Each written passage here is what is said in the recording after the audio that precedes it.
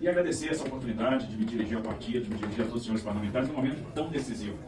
E quem sou eu para explicar alguma coisa? A minha ideia aqui é bater um pouco de papo e passar um pouco daquilo que a gente está percebendo, um pouco da nossa visão, um pouco do que a gente está sentindo do estado de São Paulo, que tem vários setores importantes. São Paulo é forte no agro, forte no setor industrial, é forte no setor de serviços.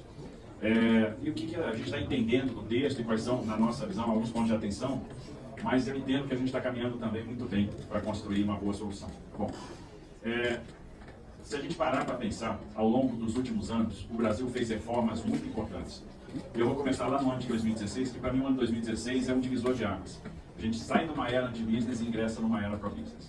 A gente começa aprovando uma reforma trabalhista, aprovamos um teto de gastos, que foi importante, que marcou o nosso compromisso com a solvência, e agora, depois de ter cumprido a sua finalidade, o Congresso vem aperfeiçoando com o novo arcabouço fiscal. Depois veio a reforma da Previdência, fundamental para a gente suplantar um período de crise extremamente severo que nós tivemos.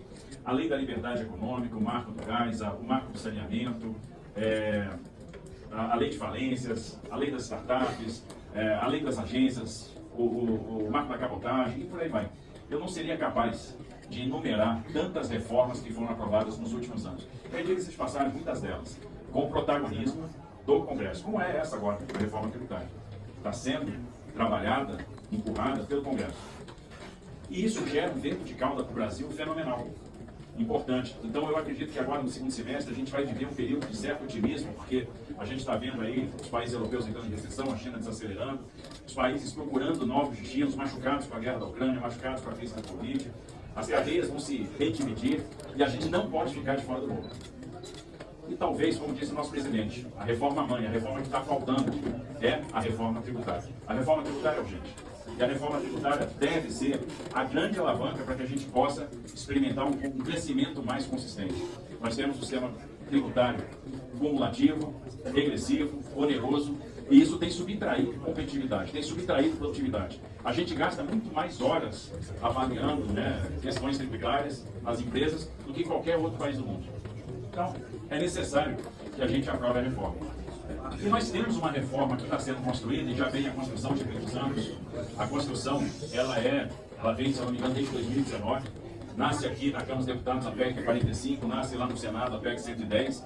De certa forma, o que está hoje na pauta tem alguma coisa da 45, com alguma coisa da 110. E essa discussão vem amadurecendo.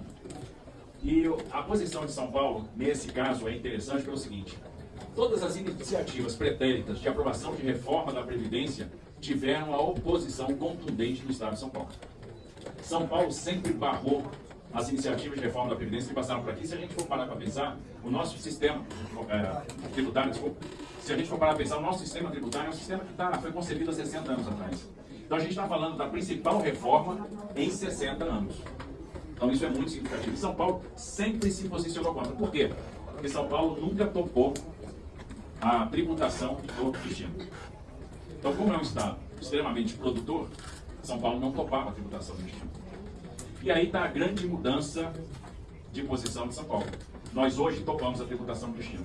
Então, se a gente pensar o que está previsto na PEC, a espinha dorsal da PEC tem a nossa concordância plena, que é o princípio da tributação do destino, o IVA dual, ou seja, vamos trabalhar com o imposto de valor adicionado, imposto de valor agregado, que é uma boa prática internacional. Boa parte dos países do mundo trabalham com impostos de valor agregado.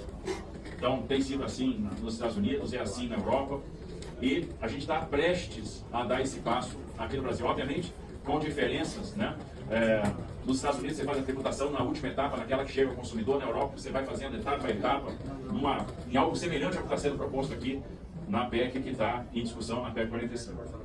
Então, o IVA dual, a tributação em base ampla, a transição federativa e o princípio da tributação do destino. Essa é a espinha dorsal da PEC. E com relação a essa espinha dorsal, São Paulo está plenamente de acordo. A gente concorda com tudo.